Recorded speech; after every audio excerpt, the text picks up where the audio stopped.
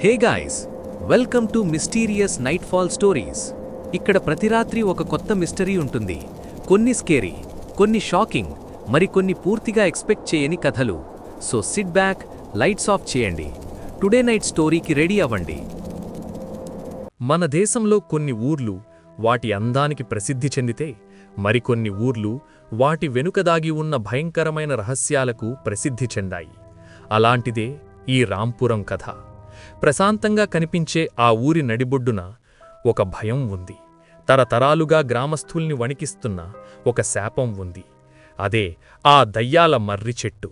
అసలు ఆ చెట్టు వెనుక ఉన్న రహస్యం ఏమిటి? అక్కడికి వెళ్లినవాళ్లు ఏమయ్యారు?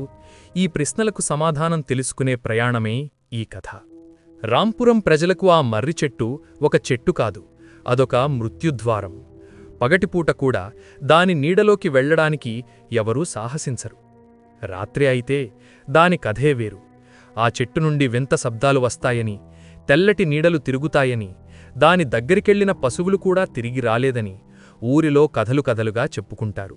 పెద్దవాళ్లు తమ పిల్లలను ఆ చెట్టువైపు కన్నెత్తి చూసినా దాని పిశాచాలు మిమ్మల్ని పీక్కుతింటాయి అని భయపెడుతూ పెంచారు. ఆ చెట్టు చుట్టూ ఒక అదృశ్య గోళ కట్టినట్టు ఊరంతా ఒకవైపు, ఆ చెట్టు ఒక్కటీ మరోవైపు ఉండేది.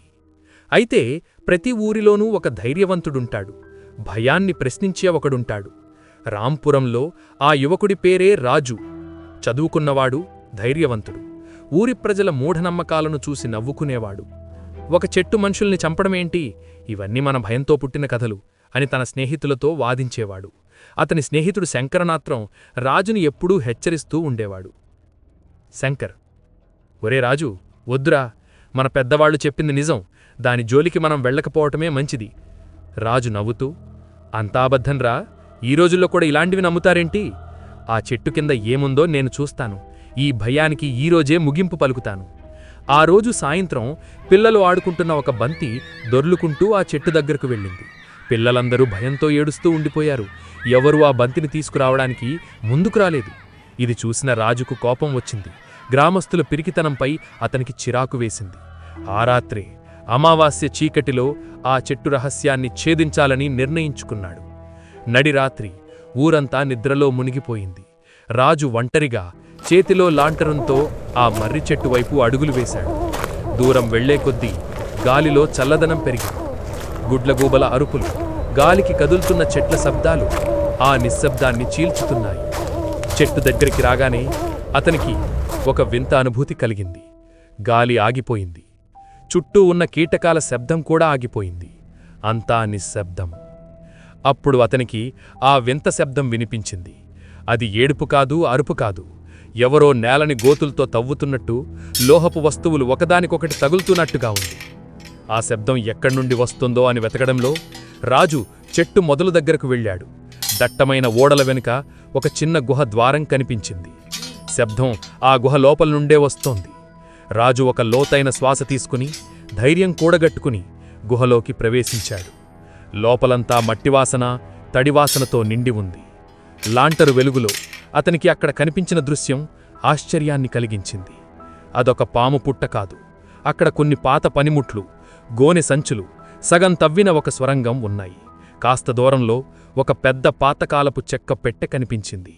రాజు ఆ పెట్టెను సమీపిస్తున్నప్పుడు ఆ శబ్దం ఆగింది. ఒక్కసారిగా ఒక బుసకొట్టిన శబ్దం వినిపించింది. రాజు ఉలిక్కిపడి వెనక్కి తిరిగాడు. ఆ చెక్క పెట్టె వెనుక నుండి నల్లటి నీడలోంచి ఒక భారీ పాము పైకి లేచింది. అది సాధారణ పాము కాదు. దాని శరీరం మనిషి నడుమంత లావుగా ఉంది. దాని పడగ వెడల్పుగా ఉంది. కళ్ళు చీకటిలో నిప్పు కణాల్లా మెరుస్తున్నాయి. అది ఆ పెట్టెకు కాపలా కాస్తున్నట్టుగా ఉంది. రాజు తప్పించుకోవడానికి ప్రయత్నించేలోపే ఆ పాము మెరుపు వేగంతో అతనిపై దాడి చేసింది. రాజు కాలుపై తన పదునైన కోరలను దించింది. రాజు పెద్దగా అరిచాడు. అతని చేతిలో లాంటనను కిందపడి ఆరిపోయింది. గుహ అంతా చీకటిమయమయ్యింది. విషం వేగంగా అతని శరీరమంతా పాకింది.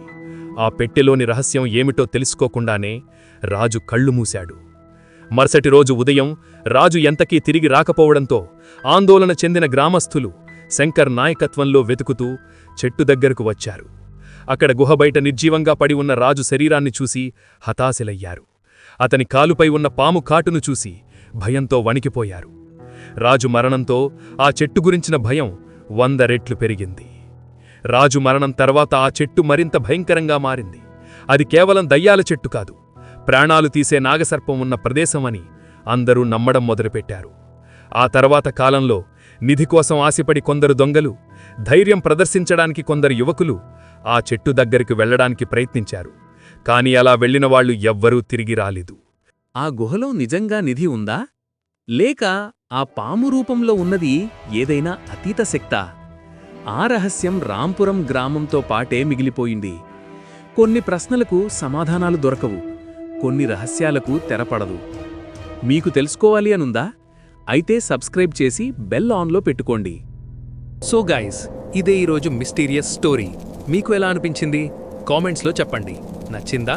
అయితే లైక్, షేర్ అండ్ సబ్స్క్రైబ్ చేయండి మిస్టీరియస్ నైట్ఫాల్ స్టోరీస్కి. నెక్స్ట్ స్టోరీలో మళ్ళీ కలుద్దాం. అప్పటి వరకు stay curious and beware of the night. Until next night, stay mysterious.